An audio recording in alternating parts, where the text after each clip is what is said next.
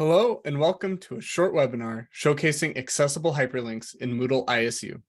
My name is Paul Lynch, and with me today are Sasha Johnson, Kim Tompkinson, Ryan Randall, and Mark Cooper. Our presentation on hyperlinks in Moodle ISU will be about 20 minutes with a question and answer session at the end. Please feel free to post any questions you may have in the chat and we'll answer them at the end. What are accessible hyperlinks? Hyperlinks connect a hypertext file or document to another location or file.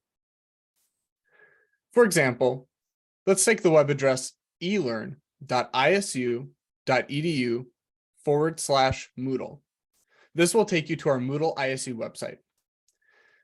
The web address can be a hyperlink, but only listing the web address or URL does not make that hyperlink accessible. In order to make that hyperlink accessible, we want to add a brief description of where that link takes us. In this case, an accessible hyperlink for elearn.isu.edu/Moodle could be Moodle ISU. Next, I will pass things off to Sasha, who will discuss why hyperlinks are important. Thank you, Paul. So what is the big deal with accessible hyperlinks? Well, first off, it is the right thing to do for our learners. Not only that, it is a necessary component for compliance with ISU's new Electronic and Information Technology Accessibility Policy, which can be found on the ISU Disability Services webpage. And I'm also posting a link in the chat for you to navigate directly to that policy. Beyond being just a matter of compliance, accessible hyperlinks help create an inclusive learning environment so that all of our learners can feel valued. When we create accessible hyperlinks, we reduce barriers to access so all of our learners can interact with the course content because we're formatting the links in a way that assistive technologies can properly communicate the information to those learners. Accessible hyperlinks are one aspect that increases course accessibility, and the more accessible a course is overall, the less need we have for student accommodations. Using best practices to correctly format your hyperlinks is an important step for maximizing that accessibility of your course and ensuring that inclusive learning environment for all of your students. When creating hyperlinks, there are a few things you'll want to be aware of that should be avoided. One of which includes using the long URL text, as Paul mentioned. Doing this creates a poor experience for your learners who use assistive technologies because that technology reads the text aloud exactly as it's written. So those lengthy URLs are difficult to understand and don't provide context for where the link is actually going to take the learners. Similarly, we want to avoid using vague descriptions such as click here or use this link because those do not give users that context for what the link will open and where the learner will be directed. Instead, what we want to do is use those descriptive titles, and that acts as the text that is linked.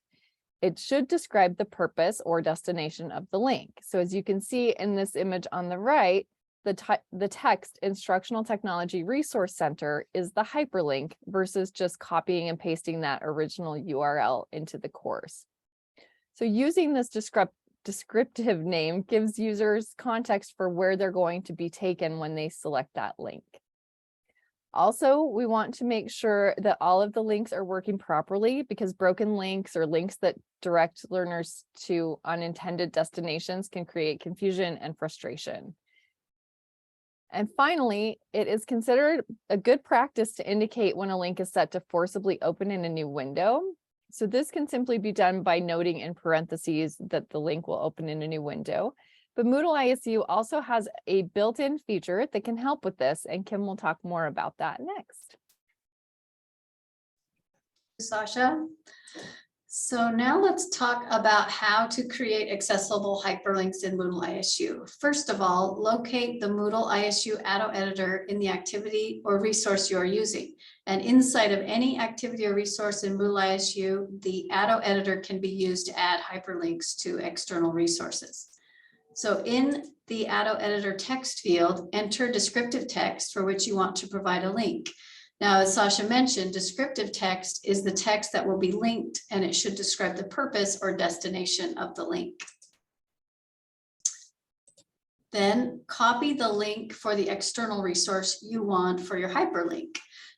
Typically, you will have another window open that is the resource you want to link to. So you would navigate to that window and copy the URL.